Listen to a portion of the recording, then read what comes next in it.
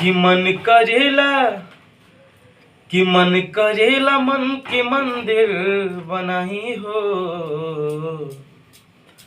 मन करेला मन के मंदिर बनाही हो। तोहर मूरत बसोले रही। मन करेला मन के मंदिर बनाही हो। मन करेला मन के मंदिर बनाही हो। तोहर मूरत बसोले रही। तोहरी भक्ति में जिंदगी बिताही हो। तोहरी भक्ति में जिंदगी बिताही हो। नेह तुहसे लगोले रही।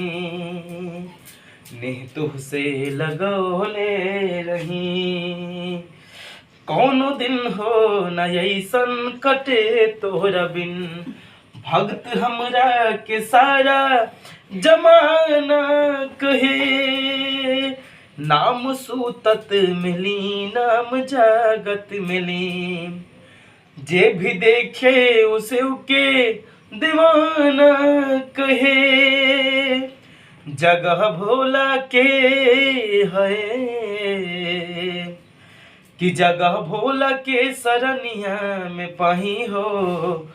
जगह भोला के सरनिया में पाही हो।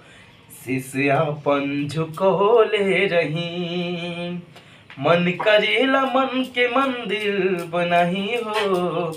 मन करेला मन के मंदिर बनाही हो। तोहर मूरत बसोले रही। तोहर भक्ति में जिंदगी बिताही हो। तोहर भक्ति में जिंदगी बिताही हो। नेह तुहसे लगोले रही। नेह तुहसे लगोले रही। हेलो नमस्ते प्रणाम, मैं आप सभी भाई सूरज और आप लोग देख रहे हैं चैनल एबीकुम सूरज यूट्यूब चैनल के माध्यम से। अब अगर भैया भक्ति गाना अगर अच्छा लगा हो तो वीडियो को लाइक और शेयर कमेंट जरूर करें, क्योंकि हर आजीवन हर केहू के सीखेगा भैया।